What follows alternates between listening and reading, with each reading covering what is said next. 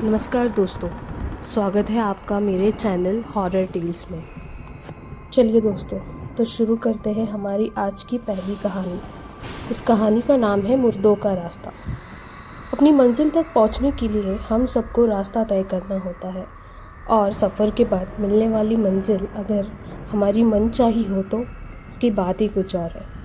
और क्या होगा अगर सफ़र ख़त्म ही ना हो?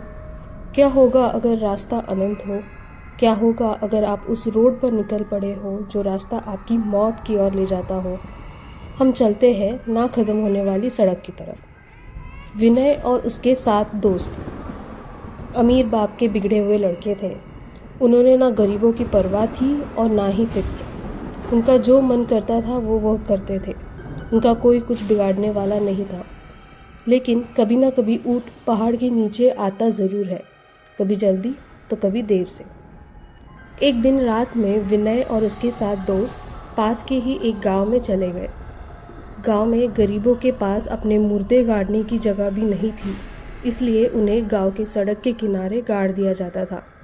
इसी सड़क के किनारे एक बोर्ड पर लिखा हुआ था कि हमें आराम से सोने दे, हम आपको आराम से सोने देंगे। जब विनय और उसके 7 दोस्त वहां पहुंचे तो सबसे पहले उन्होंने वो बोर्ड निकाल फेंका और फिर जिंदा इंसानों की इज्जत ना करने वाले इन लफंगों के एकजुट ने मुर्दों के साथ भी यही सलूक कर दिया।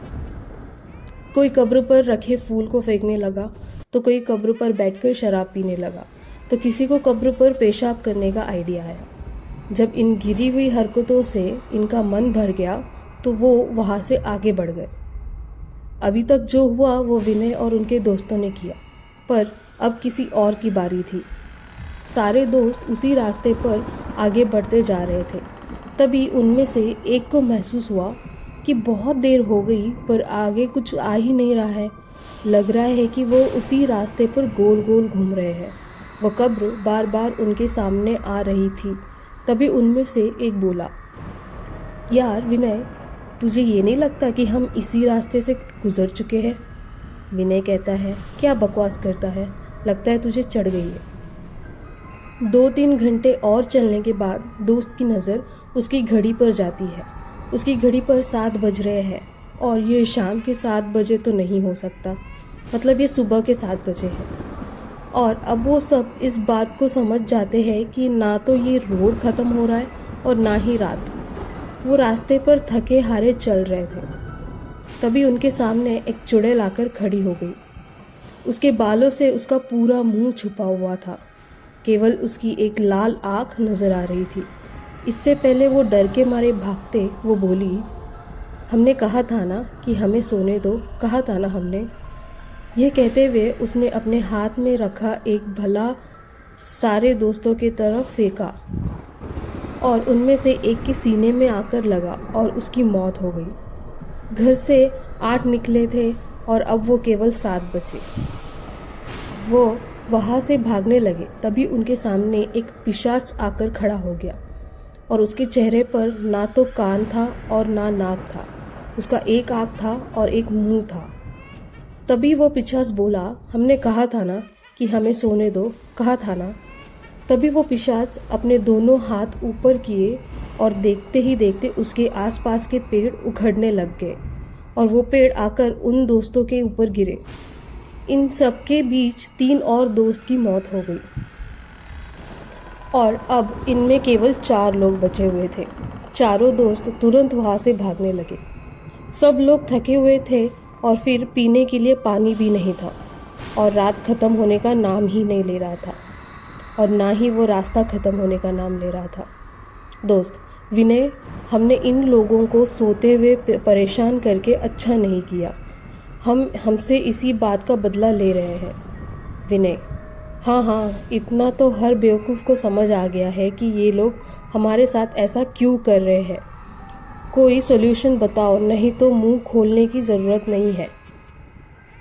इतने में उन्होंने देखा कि रोड में एक गड्ढा हुआ और उनमें से एक दोस्त गड्ढे में जा गिरा। अब 3 दोस्त बचे थे। तभी उनमें से एक दोस्त बोला, क्यों ना हम अपनी गलती सुधारें। हमने जो कुछ भी उन कब्र का किया है, अगर हम लोग उसे ठीक कर देते तो शायद हमारी जान बच जाए। विनय बोलता है, बिल्कुल ठीक कहते हो, चलो। ये कहकर तीनों वापस उसी कब्र की तरफ चले गए और जो फूल उन्होंने फेंके थे वापस उसी कब्र पर रख दिया। जो पत्थर उन्होंने फेंके थे वो वापस वहीं पर लगा दिए। जो शराब की बोतल कब्र पर रखी थी वह वहाँ से हटा दिया और जिसने कब्र पर पेशाब की थी उसने भी उसे साफ कर दिया। वो ये सब कर रहे थे तभी आसमान से एक चुड़ैल उड़ती हुई आई और एक को ले गई। अब 2 ही बचे थे। तो दोस्त बोलता है, अब हम क्या करें विनय, हमने तो सब कुछ सुधार दिया तब भी कुछ नहीं फ़र्क पड़ रहा।